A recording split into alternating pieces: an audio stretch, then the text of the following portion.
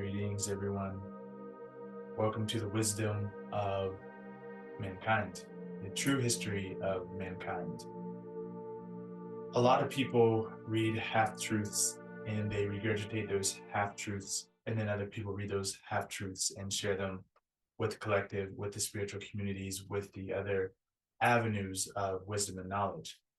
Today, I'm going to share with you the true history of how this species known as humankind came to be. So this is 100% internal gnosis, direct internal wisdom. There was no beginning. Humankind has always been a part of the earth realm. There was never no time before humans arrived. There may have been periods in time whenever there was a lapse in the activity of what we would call humankind, but there was never a time whenever humans weren't present, because humanity is a direct creation from source, from creator. And there have been pieces of information that can only be accessed and shared through direct gnosis. A lot of the major historians, a lot of the major, esoteric leaders of today are speaking purely from a book that they have read or a tablet they have read, when true wisdom is found within. All wisdom is found within. So the origins of mankind started where everything begins, which is within, which is the pure potential of all that is. And the original intention of humankind was to, and still is to be, the embodiment and the expressed nature of divinity itself, while simultaneously partaking in a physical form. That's it. Over time, what happened was, once we downstepped our consciousness, and let me pause.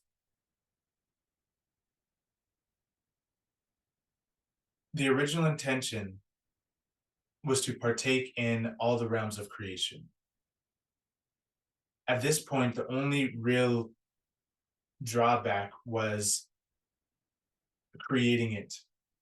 So we devised a plan. We created a realm that was more dense than our true energetic signature.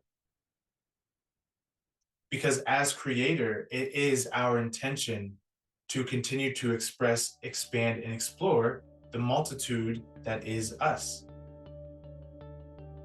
And so we wanted to create a scenario for ourselves where it felt like we were limited. It appeared and it was perceivable that we were limited, but as true limitless beings, this was exactly what we were looking for.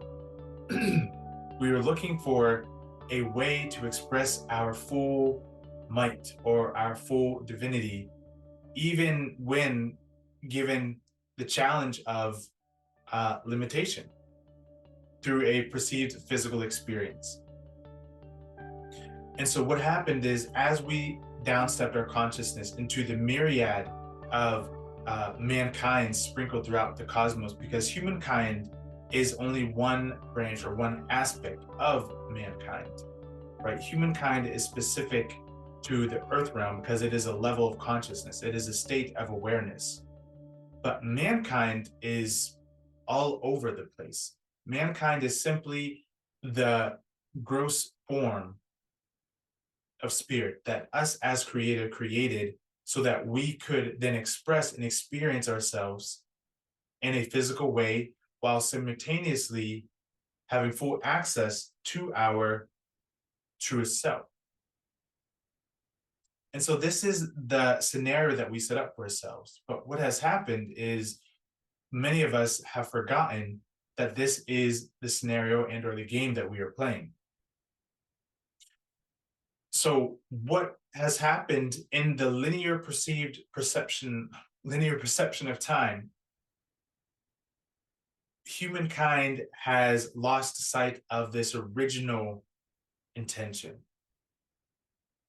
And we have created from a place of pure physicality, bypassing and all but forgetting the true nature of us.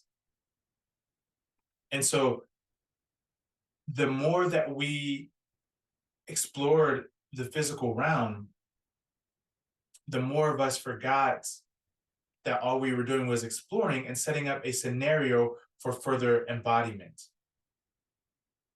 And so all of the disorder or disharmony that you can see or you've experienced in this earth realm is due to this cause, this simple forgetfulness of the original intention here, which is to be divine energy or God expressed in a physical, seemingly linear fashion. So as we move forward, this history must be understood. Even the concept of some extraterrestrial or interstellar being arriving to this realm and manipulating our DNA, human DNA, this has all been a part of the divine plan.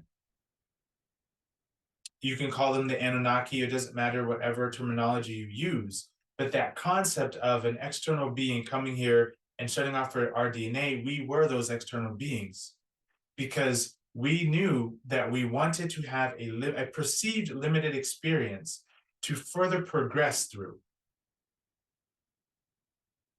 And so by our DNA being capped, as some would say, this gave us the full playground to explore and return back to ourselves.